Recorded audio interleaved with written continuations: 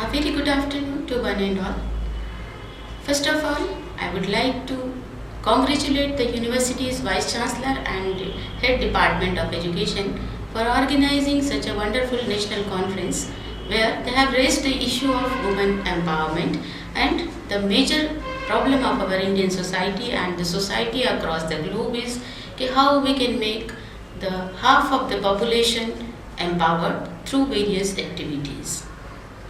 I feel so sorry that I am not present physically before you, but I must say thanks to the head of this Department of Education, Dr. Veena Singh, for giving me an opportunity to present in this conference virtually.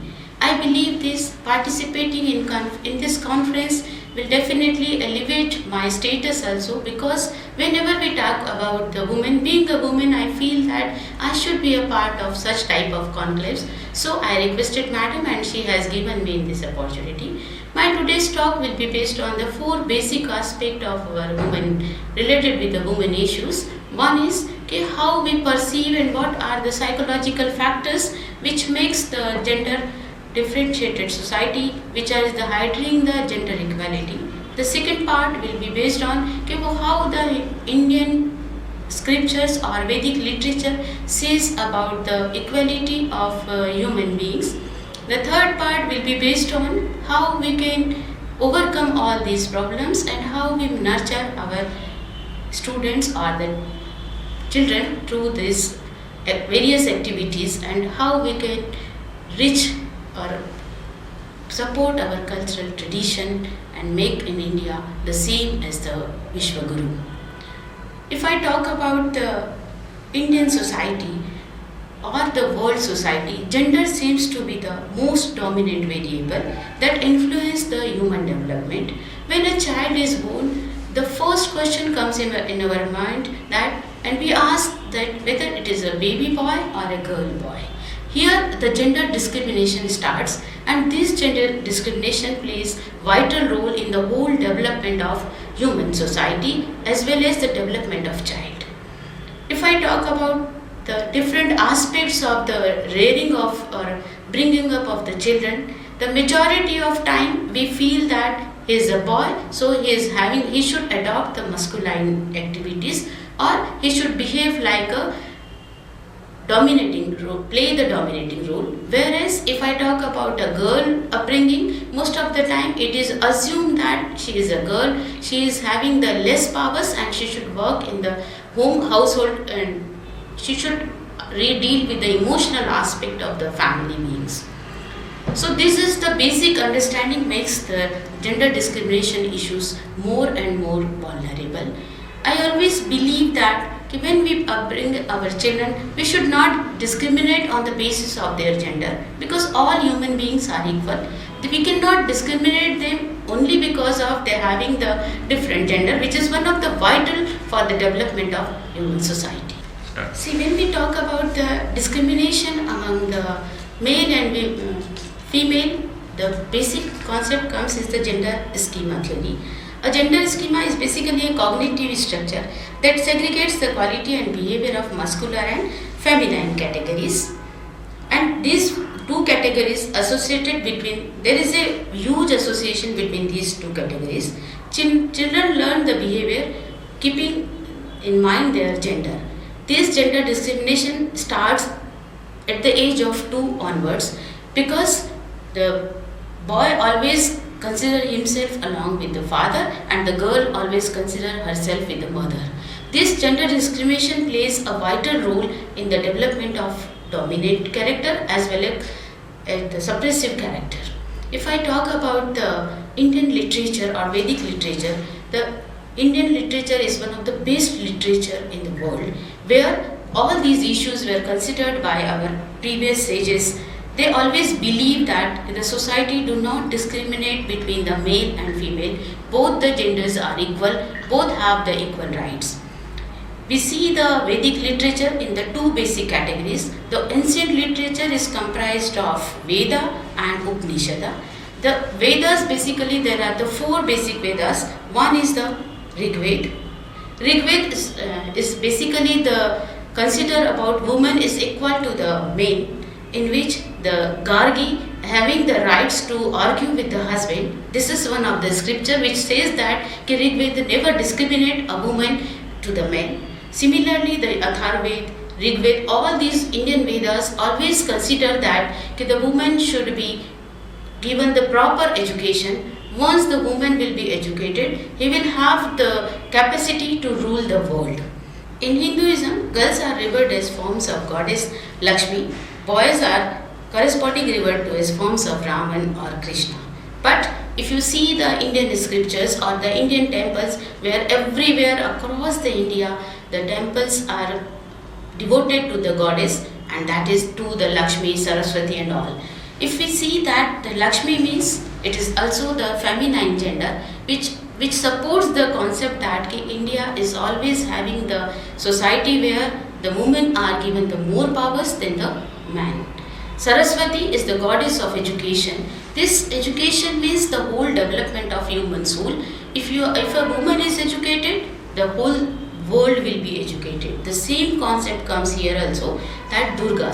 Durga is another, the woman is the highly powered persona in the society, and we bow all these three goddesses. If we see the Indian tradition of the gender issues, Hindu scripts, basically there are two types of Hindu scripts.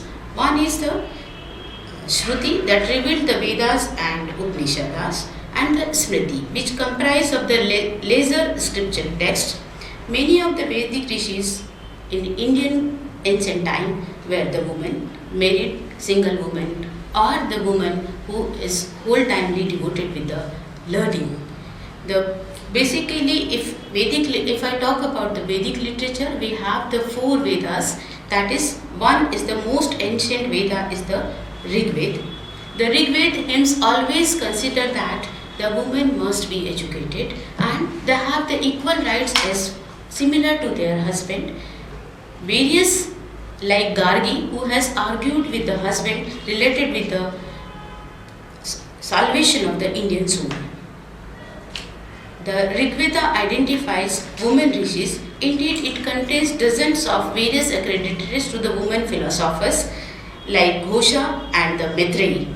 The Rig Veda clearly proclaims that women should be given the lead in ruling the nation and society. The Atharvaveda states that women should be scholarly, prosperous, intelligent and knowledgeable, so that they should take part in the legislative chamber and the protector of the family and society. Yajurveda tells us that scholarly woman purifies our lives, and her intellect through the actions she purifies our actions. Though her knowledge and actions, she promotes virtue and efficient management of the society. This clearly indicates that the Vedic literature always considered the woman equal to the man. In fact, if you see the Indian temples, most of the temples are devoted to the goddess like Lakshmi, Saraswati and the Durga. All these temples also depicts that the Indian literature or Indian Vedic culture never discriminate or never given the woman a lesser role in the society. Later on, due to the English invasion or due to the development of the deterioration of the Indian society, the status of women gradually decline, and presently I am seeing that the lot of declination is occurring in the behavior of the Indian people. There is a problem of feticide, problem of the cruelty towards women. All these issues are crippling in our society, and we need to tackle all these issues by right direction, giving the right direction to our children. As a parent, there is a foremost duty that we should give them the right education or right values related with dealing with the gender discrimination. As I already told you that a boy is given the power or more the preference as compared to girl, assuming that he will give us the better moksha or better salvation for our soul.